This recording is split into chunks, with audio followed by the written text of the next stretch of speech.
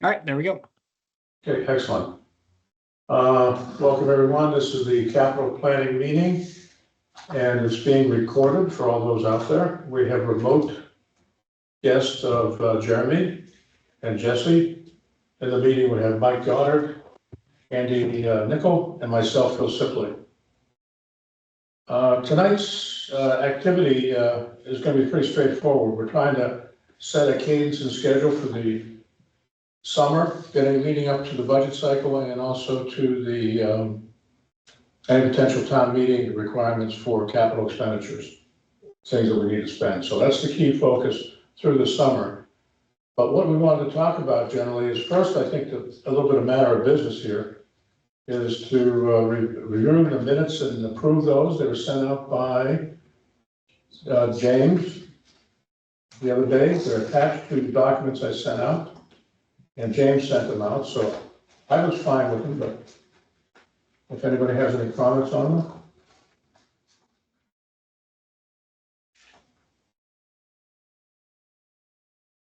No comments. They look accurate. Do you need a motion to accept? Yeah. I motion that we accept the minutes from the last meeting. I second.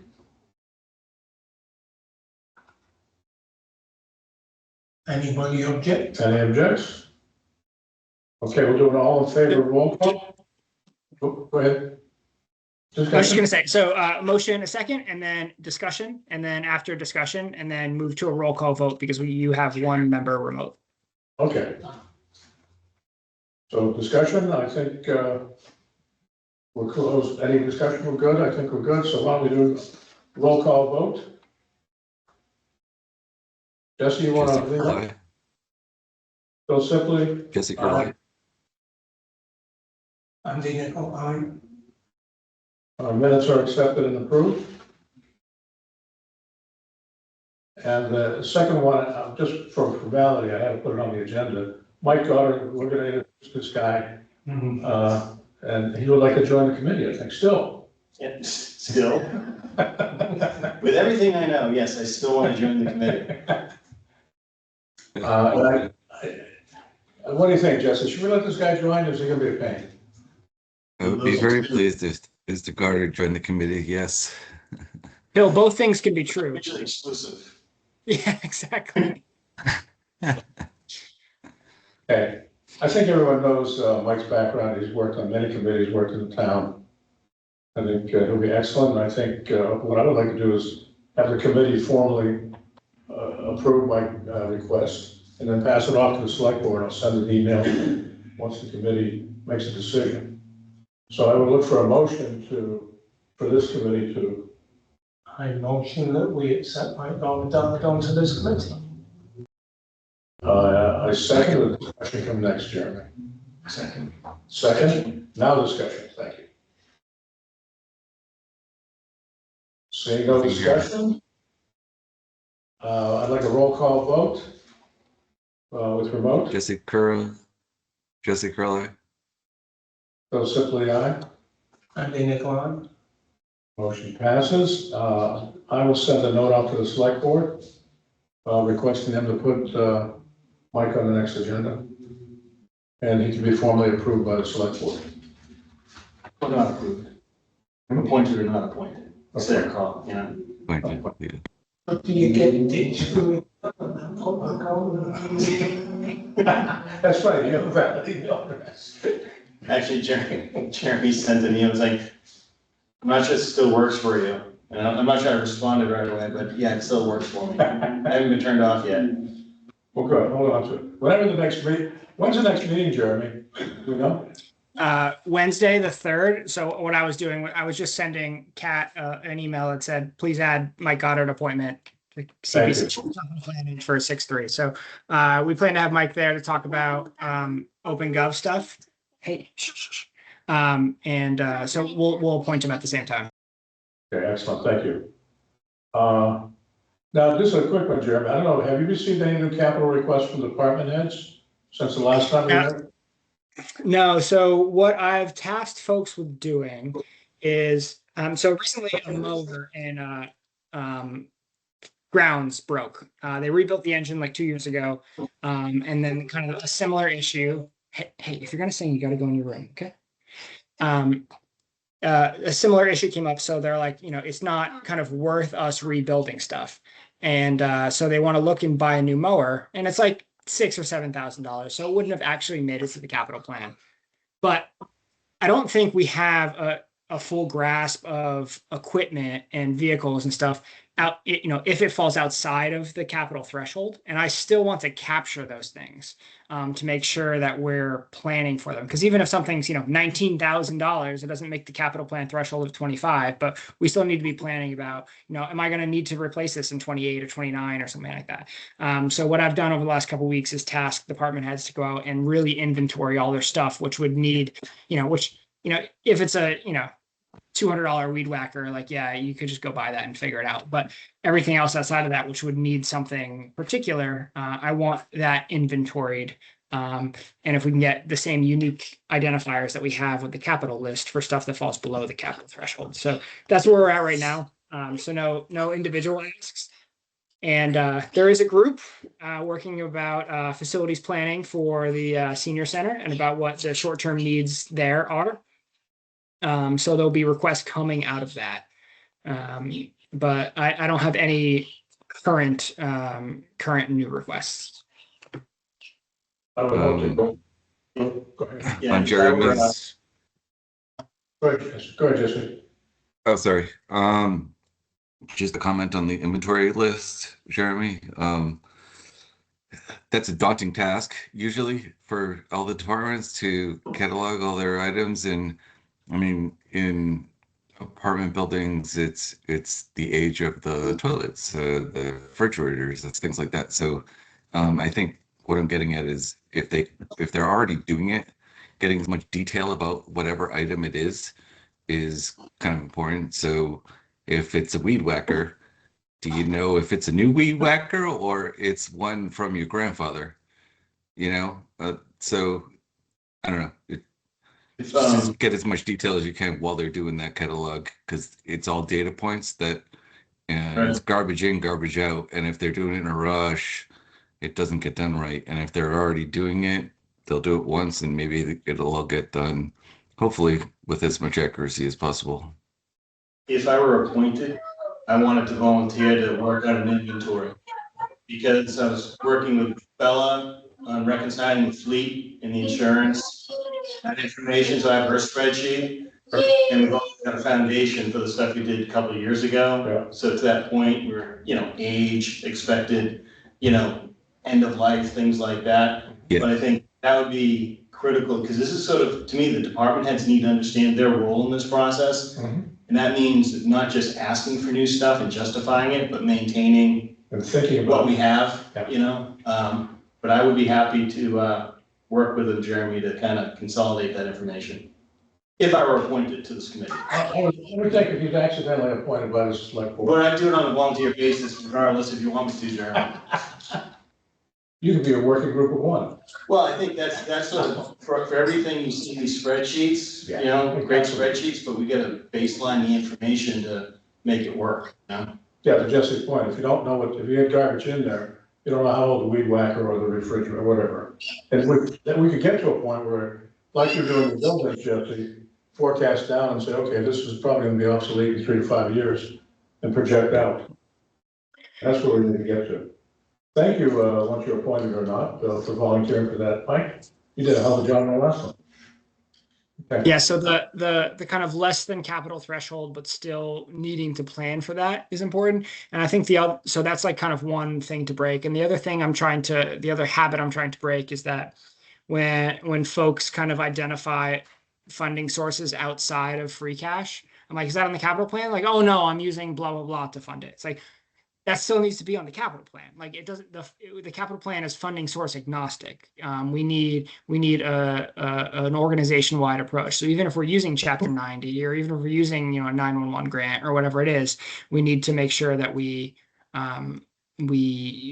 capture that in the same document. So that's kind of a slower than anticipated mindset change, but I think I'm getting folks come around on that. That's That's a huge change. That's a big point, Todd. And so with that being said, Jeremy, what kind of timeline do you have on the department heads to get that information rolled out to you? Yeah, so let me pull up a calendar here. So it was maybe a week and a half, 2 weeks ago that I don't know. I said earlier today when I was meeting with someone, I was like, oh yeah, when we met a couple weeks ago about blah blah blah, and they go, that was Tuesday. I was like, oh gosh. So let's see. I sent it out on the 12th. Yeah, so it was 2 weeks ago. So again, I've said this out loud a million times, but I start my leave on July 20th. So I want to make sure this group gets to meet again with real actionable, requests before that. And then Yeah. I'm back August 31st, which still gives us plenty of time in advance of special town meeting. But I would like to get at least one meeting, either end of June, beginning of July, to be able to, take those requests and have this committee digest them, and get your feedback on what either needs more detail, what what you need to know to be able to prioritize. Because in advance of free cash being certified, because that's our largest funder for lots of this, in advance of free cash being certified, I think this group working to prioritize things is the most useful exercise. And well, if you're looking at that, the end of last week in June, does that work? Because for the team, or is July at this point, first week in July? So anybody have For me? Yeah. Okay, you good with that, Jesse, around that time frame? Just in general, vacation wise or anything? Last week of June, first week of July?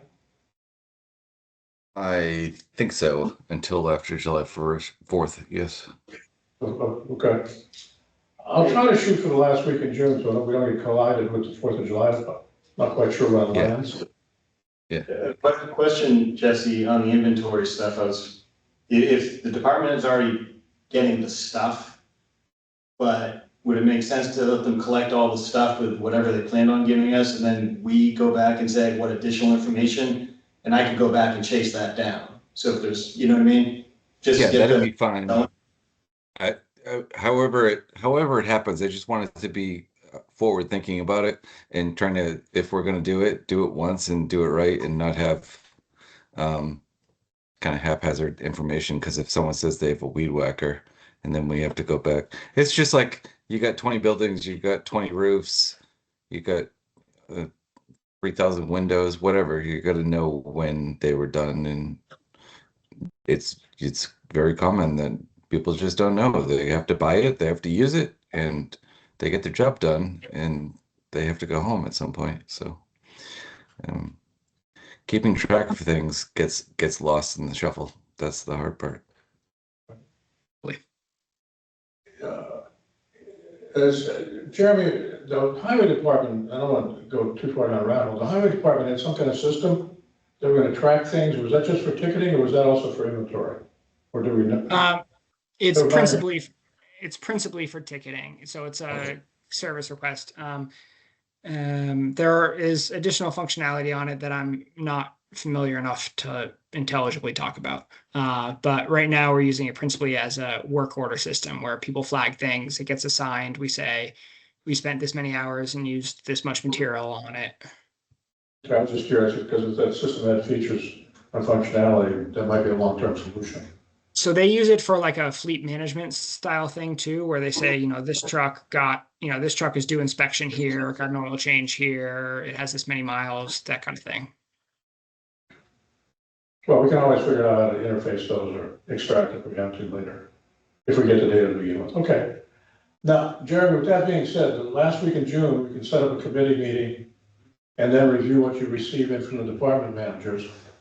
If there's any large ticket items that come through, the library presentation was quite helpful.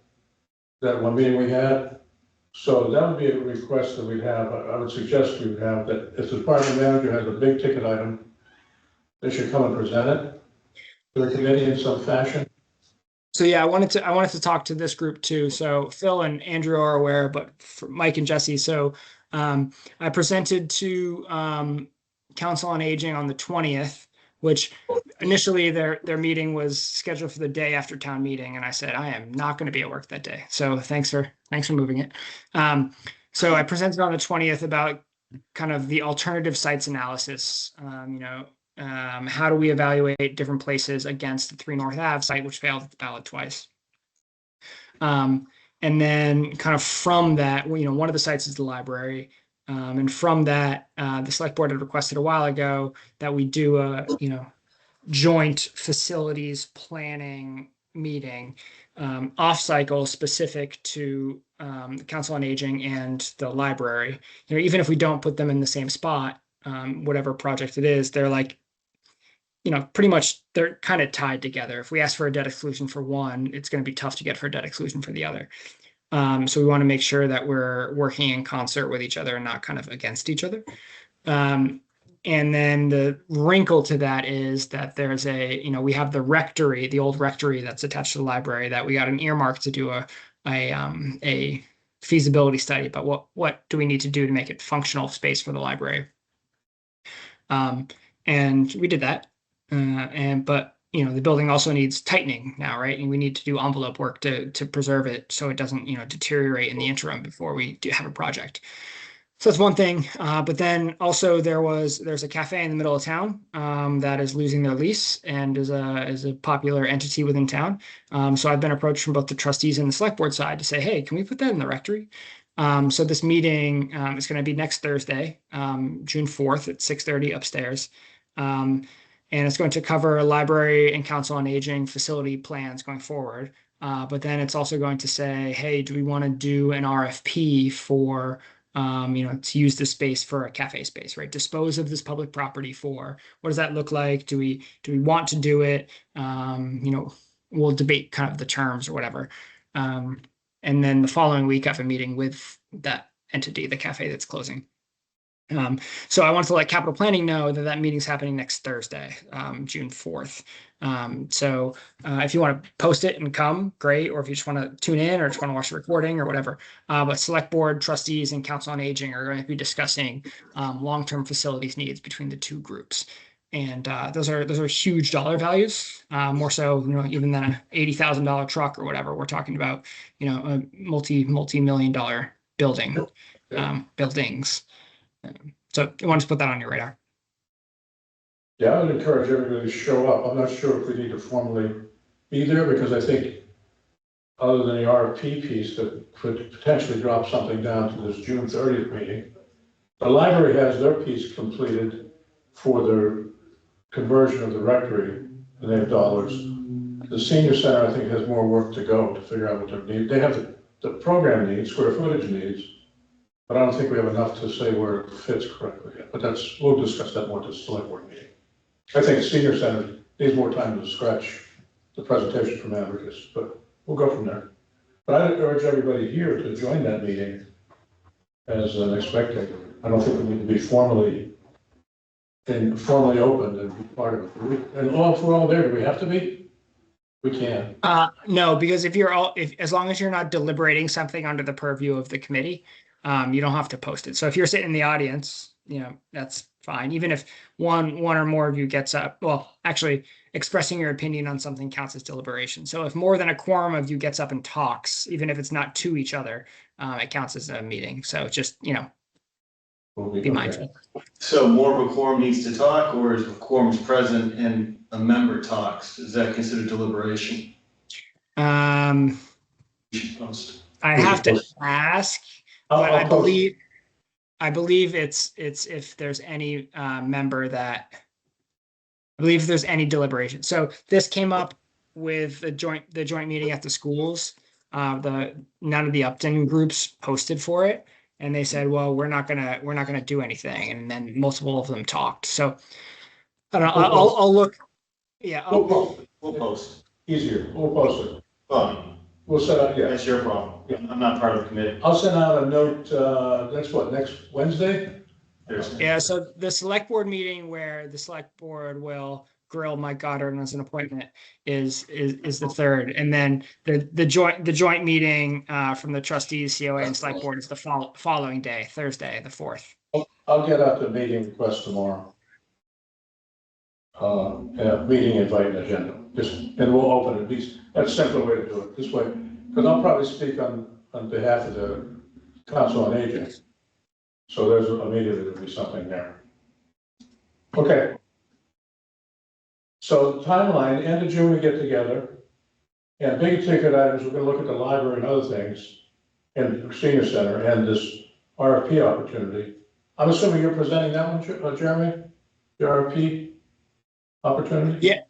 Yeah. So I'll lead that discussion on the 4th, about what that looks like. I haven't done an RFP like this, but other people have, so I'll take their work from it, right? So I'll lead that on the 4th. We meet at the end of June. We'll do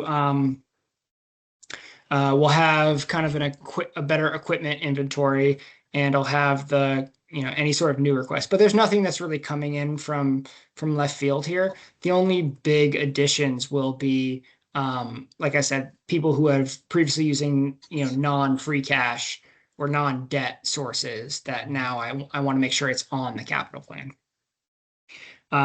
One big capital wrinkle from the last time this group or many groups met is the Providence Street culvert. So our what's called Chapter 85 review, if folks remember that big meeting, Chapter 85 is MassDOT saying if you're doing work on a public way, we need to review it to make sure it's safe for the public. You can't just put in whatever. And with the type of work we were doing, that needed a hydrology review, which they subbed out. And our hydrology review took forever, and we just got it back. So a couple weeks ago. So when we applied to Mass DOT's small bridge repair program construction grant, which used to be $500,000, and for this year is the first year is $1 million, we didn't yet have Chapter 85 review. We asked MassDOT about that ahead of time. They said, go ahead and apply anyway. And then we applied, and we got we got denied. We got $0 in this grant cycle. And so when I was at town meeting, right, we got the $2 million bond authorization, and I said, hey, we're applying for a grant. We're not going to use all of this. And then we didn't get the grant at all. So a new grant window opens up in June. We are much closer to having Chapter 85 review complete and that permit done. And that's kind of the last missing piece to us. But we will apply again, but we may be in the position of starting the project. Well, this is a question for select board, whether we start the project not knowing if we have the grant or not, because we want it to get done over the summer, or if we wait for the grant cycle to say we need the grant before starting. So we have the debt authorization to do so. Like I said at town meeting, we did not exclude the debt because we anticipated it being small, because we anticipated being awarded the grant after being awarded the design grant, because we were awarded the maximum amount under the design phase, which is generally a pretty good precursor to you being awarded the maximum amount under the construction phase. They already have money sunk into it. So more to come on that. But that was identified in the last cycle as like the most pressing project under capital. And we thought we had identified funding sources.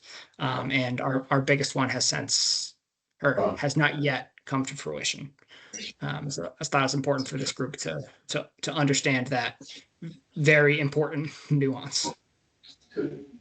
Jeremy, given the discussion on the Cemetery Street, that meeting, there was a lot of discussion about, well, if we don't get started quick enough, we might run into a stoppage over the winter type of thing. Does this grant funding possibly, do you think the board will consider delaying till next summer to get as many shots of the grant and make sure we have a solid start in spring versus possibly running up against the wall in this fall, in this cycle? Yeah, so we the highway super has said, and somebody said at the meeting, if you start this in November and then you close it for December, and then it's closed for months and months before. So we're not going to do that, right? If we don't start by September 1st, we're not going to start. The highway super and I have talked about that. So in any situation, if we're not started by September, we're not doing it in calendar year 2026. So it becomes a question for select board, and we'll take subject matter experts' opinions on this from our engineer and from MassDOT, who we talked to, right? Because we also reached out to MassDOT to say, hey, like this is our understanding of why we didn't get that. Is this true? Should we anticipate in the future? What was wrong with our application? And we have yet to hear back. We have reached out to our state rep, and he gave us the same channels we already had. So we've been pressing that. So it becomes a select board question of, do we want to start it in June no matter what, because we've got the bond authorization and anticipate that we're going to get the grant? Or do we want to wait to make sure the grant's a sure thing before we get started on this sort of thing? I would lean a little bit on our communication with MassDOT and say, you know, what's our reasonable expectation? If it's a coin flip, I probably don't want to start it now. But if it's a, hey, it was just Chapter 85 and you guys are a great candidate, then I would say go ahead and start it, even if we don't have the grants funding secured. Because we have budgetary authority to sign construction contracts up to $2,050,000, because that's what the bond authorization was. So the way that works is, once we get the bond authorization, accounting sets up a budget for us, and then it's up to the treasurer to make sure that we borrow and have enough cash to both pay our bills and then make sure that that fund is not in a deficit position at the end of the fiscal year. Okay. Okay. That's good to know. That's a long way of saying I'm not quite sure, but I think I need to hear from MassDOT, but my anticipation is that we would still start and complete this project in the summer of 2026. Which probably makes sense all the way around. It needs to be done. Okay. One of the things we talked about in previous meetings, I attached in the email, Jeremy, is different formats to have capital requests through. You had a project request form that you use with the budget process, which is summary. Jesse provided us with a project one-pager summary that had a lot of detail, which I put out in the email. And I'm open to either one as long as it captures the data that we need for the team. In the original form. The original form was we had in the original form, that's true, good point, where we captured a bunch of data in the SharePoint file. But we need to probably settle in that June meeting, and it's really how we can report best to, right? How can you track it in some cases, Mike, because it looks like you're really stepping up for that. And Jeremy, what do you need to report back and summarize on? Yeah, so the GFOA best practices sheet, you know, we do something similar to that, right? We were approximating that or copying that. So because I've got a couple different versions, and because there is very unequal data between some departments, actually, I wanted to start fresh with folks and send them what they had, but send them a new blank thing and be like, so here's what you previously had. Here's your blank sheet. Please populate this blank sheet. Be critical of what you've previously submitted, and then think again more holistically about what you then want to add on top of that. I think one thing that wasn't really captured is kind of the multi-phase aspect of projects. We talked about this a little bit, but the fire station being, you know, we need a feasibility study, and the feasibility study, isn't a capital item, but it is necessary for a capital item. So that needs to be captured. And how do we kind of present that? So I've puzzled on that a little bit. Like most things in municipal finance, I'm just going to try to find a bigger community that's done it longer and take their version of it.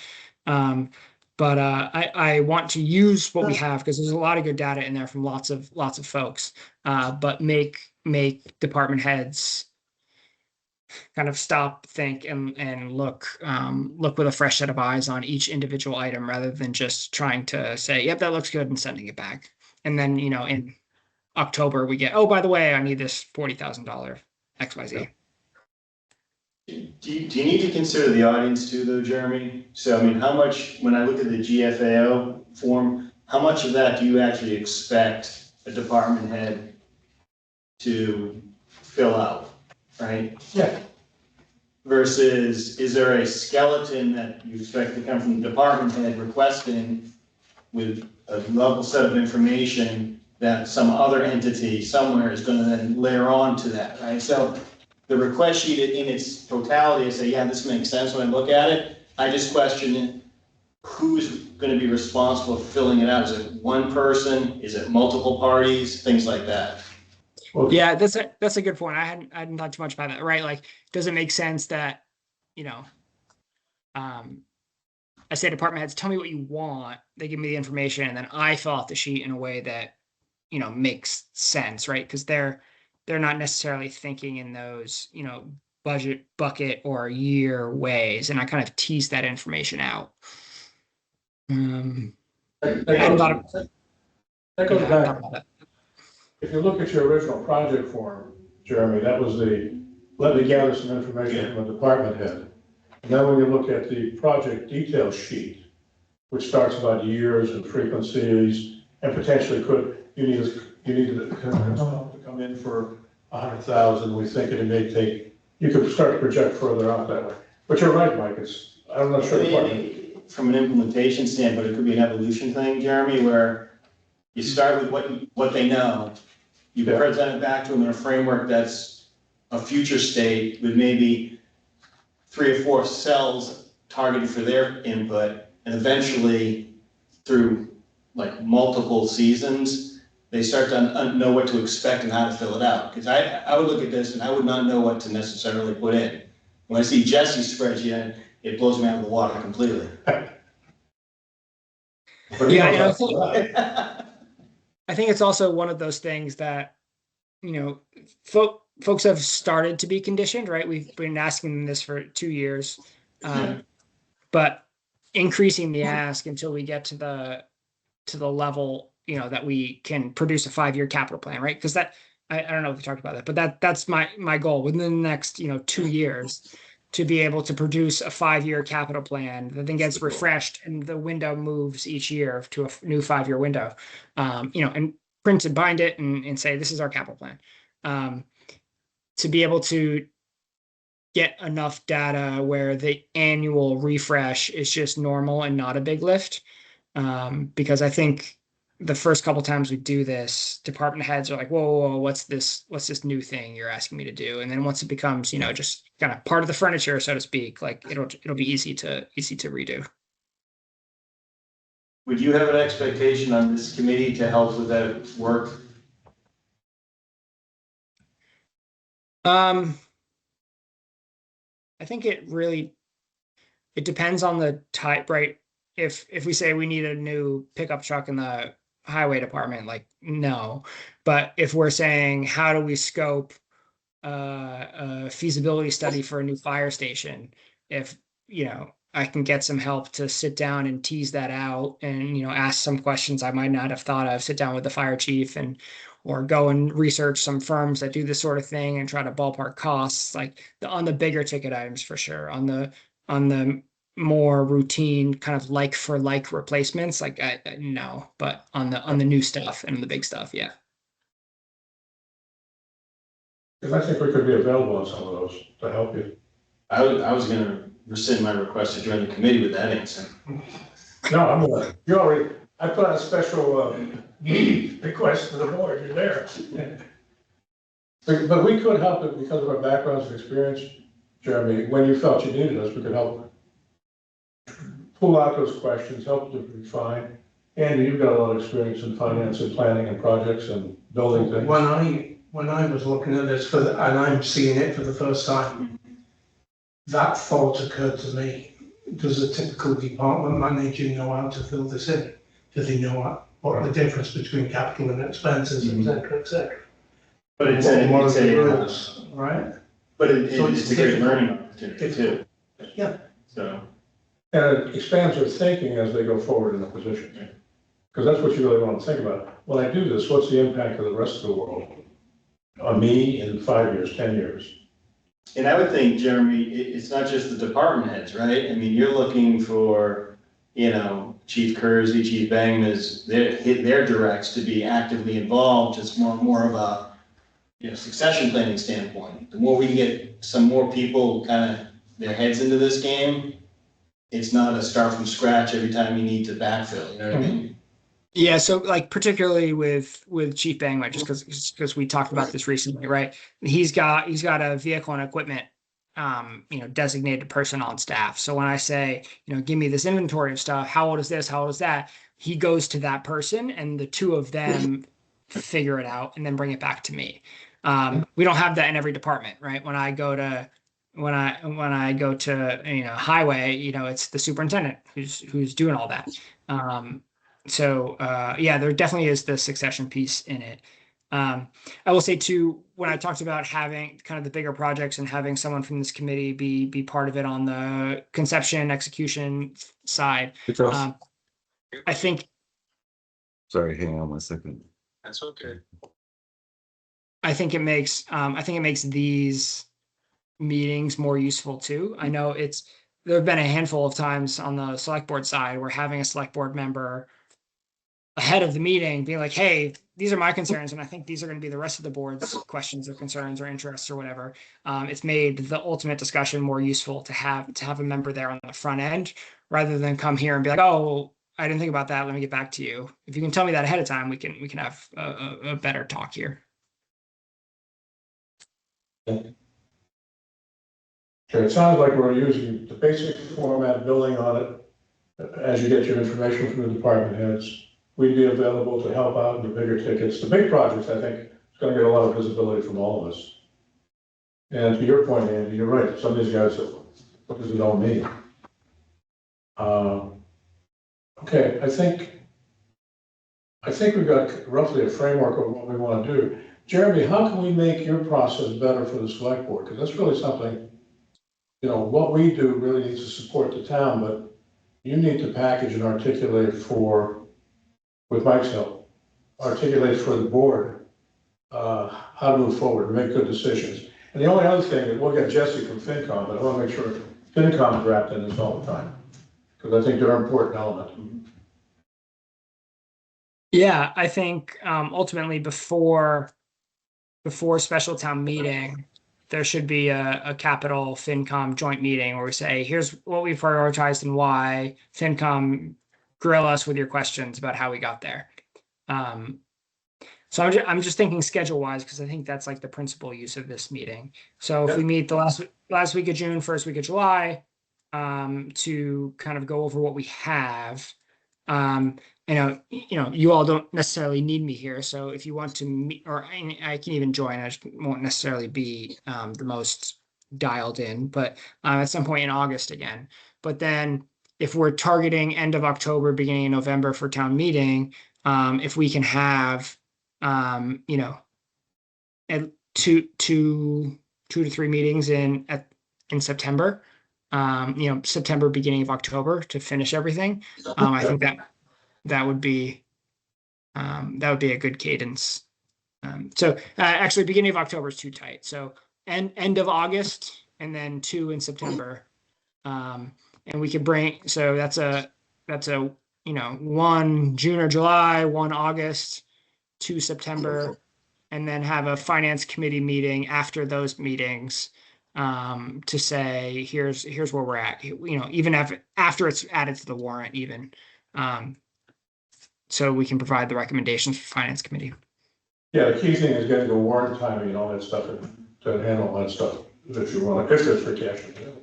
Jeremy, is your expectation that you'll be representing departments on their asks, or is there a cadence of having the department heads meet if there are questions? There are a couple that just by nature of the size of the scope, or I would ask department heads to come, but at any point if this committee says, hey, we want to talk to so and so, like just let me know and I'll make sure they're there. But my expectation would be I would at least bring in police to talk about the cyclical cruiser replacement, just to refresh the committee on what we're doing there. Bring the fire chief in to talk about, the long-term facility needs there. And then, council on aging and library for their facility needs after the June 4th meeting. I should have brought this up earlier when I was talking about Providence Street culvert, just to say like large scale items. So something that's not on the plan right now is what to do with the shell building at Morrison Drive. So I've had some meetings with some department heads, with some stakeholders too. If you read the Abacus report, it was categorically ruled out as a senior center possible site. But I still think it has some use. The fire department has a need for larger training space. Safety campus, baby. It's a public safety campus over there. It sounds good to me.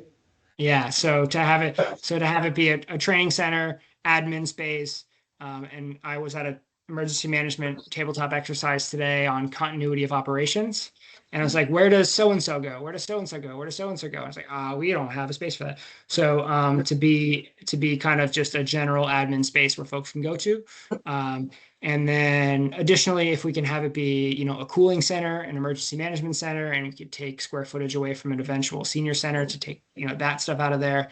I think it has some legs there. So I'm gonna spend a little bit of short money, some operational budget money to have somebody pay someone to think about this stuff, and then likely come back in this cycle with a proposal, and maybe we talk about it and it's not till next cycle or something.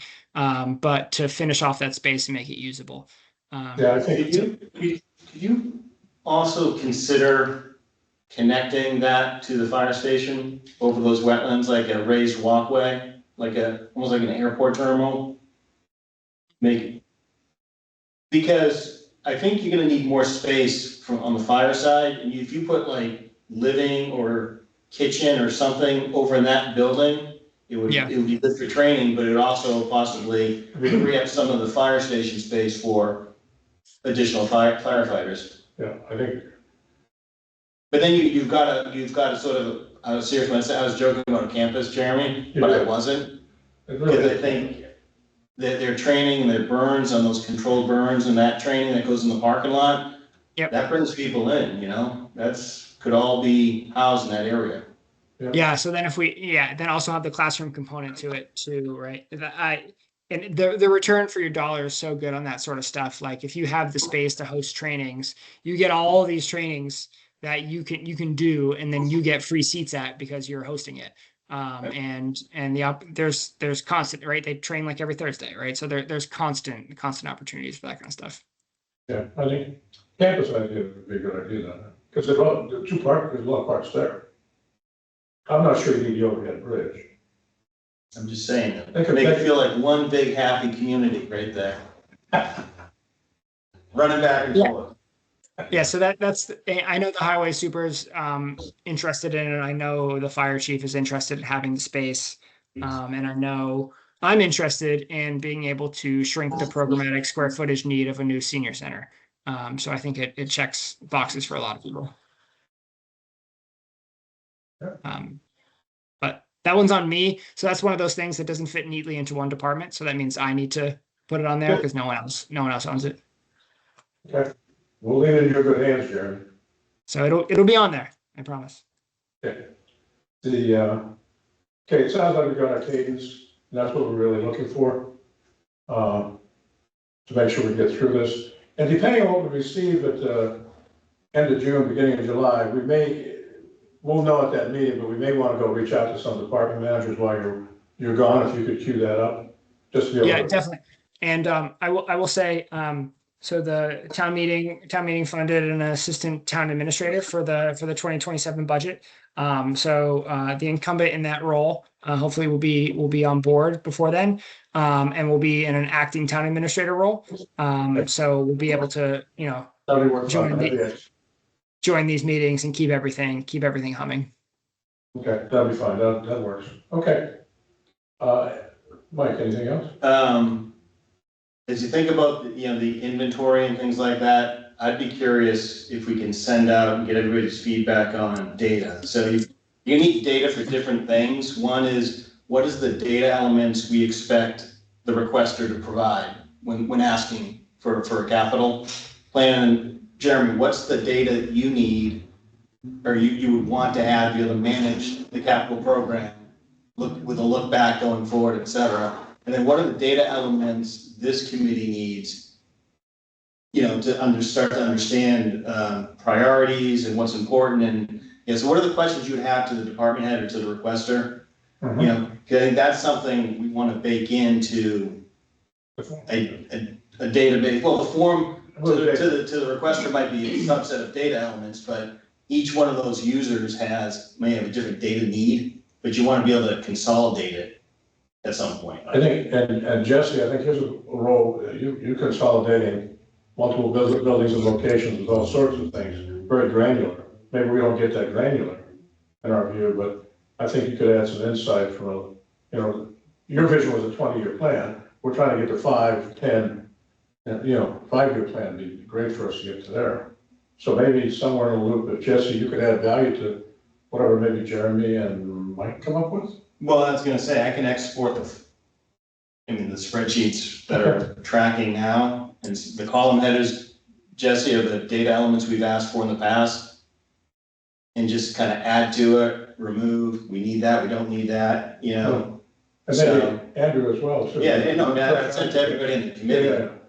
And I think, Jeremy, your perspective is really gonna be more of analysis, health of the program. The requester's gonna say, I need this piece, and we need to understand what's the data we need to be able to make an intelligent decision, right? For a recommendation. Yeah, I think.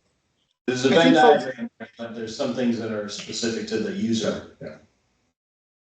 I think folks have been, what was eye-opening to me is when we tried the prioritization thing and to see what department said everything is urgent, and then what department said, oh, it's a 3-3-3-3, not, nothing's very urgent.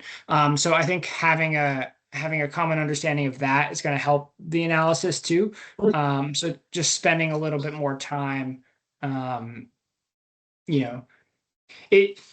think it's for an organization that, people were always so, and this is municipalities writ large, but always so concerned on their year to year, and we're on a knife's edge, and what does next year's budget look like, and trying to think in a 5 to 10 year horizon, and aspirational, what would I like to have, that those two things are difficult to hold in your head at the same time, when you're just trying to get through today. But I think we're moving there in a useful way. So I'm cautiously optimistic that we'll have a robust plan by the end of the summer.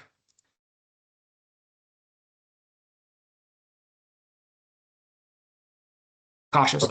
Well, I agree with that. Mike, you've heard all this many times, probably. No, well, it's sort of, But you've been looking to go this direction for years yourself. yeah, we are going in this direction. It's going to take time to get there. So your offer to send out an extract to the team for input, why don't we take you up on that? Okay. I think it'd be good because we can all add value. Jesse, put a critical eye to it because you have some good insight from what you're managing. Yeah. And Andrew, fresh eyes to look at it. And we'll get back to maybe we'll look at it with a deadline, just pick a deadline, drive that yourself, Mike, and then we'll pull it together in June and review it. I would think that this committee, this group would probably have a common understanding of what data needs to be collected to run a program by the end of June. Yes. Whenever that inventory is intended to be finalized, that'll allow us to go back and backfill data points that people may not be thinking about, like mileage, I don't know. Those two pieces come together this way. Does that match your timeline, Jeremy, that you're having with your department heads? Well enough, yeah. Well enough, yeah. I mean, I don't think it's gonna be a huge exercise. It'll be a spreadsheet with column headers, and Jesse, you might say, well, you may want to consider collecting this type of data on that type of equipment or that facility because it's, common practice, So. And we can all add our input. So, and we might be able to get completed sooner. So Yeah. you may want to say, give it a week or two notice and just say, bring it in mid-June. All right. I'm good with that. Well, you know me. Yeah, yeah, I'll consolidate. Whenever you have it back, just shoot me an email. Yeah, we'll try to get it back to you quickly. Okay. Thanks, Jeremy, for setting up the cadence for the meetings and things. We really need that. Is there anything else we covered tonight? Jesse, your term expires in June, so send an email to Kat if you want to be reappointed, if you're interested in being reappointed. At the end of June? Yeah, it expires June Or 30th. this- So yeah, you'll Okay. get a letter. If you haven't gotten a letter, you'll probably get it next week. Both of mine do, actually. My FinCom finance does as does too. Yeah. So yeah. So many interviews. Well, if no one else applies, then whatever. But yeah. So just to Andrew and Phil, I don't think you've been through this, but the select board both this year and last said an appointment to a committee in town is not the Supreme Court. You don't get to do it for life. You need to tell us if you want to continue serving on the committee. And at the same time, we're going to take applications from the general public for expiring terms. So even though Jesse's term expires June 30th, he doesn't just get to say, I want to be back. And select board says, okay, you're back. If someone else expresses interest, there's a vacancy right now, which Mike Goddard has been recommended by this committee. But if someone else expresses interest for Jesse's seat, this committee would be asked to evaluate them, both for the position. And we've advertised that. So that will happen to all of you at some point as well.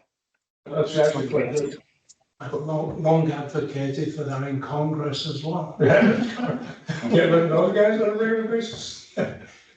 Yeah. Very So, well. yeah, Good I think it's good for that. rotation, Jeremy, then we can all have free time, I think it. Yeah. Except for TAs. except for, well, he's on salary. Hey, I've thank you, select board. I've got a new contract that starts in July, so I'm here for a while. Okay, good, thank you. Okay, with that, is there anything else we need to discuss? No, I think we've got it. We've got a cadence. We got an approach. We have some expectations. We have new meetings. I think this was a useful hour.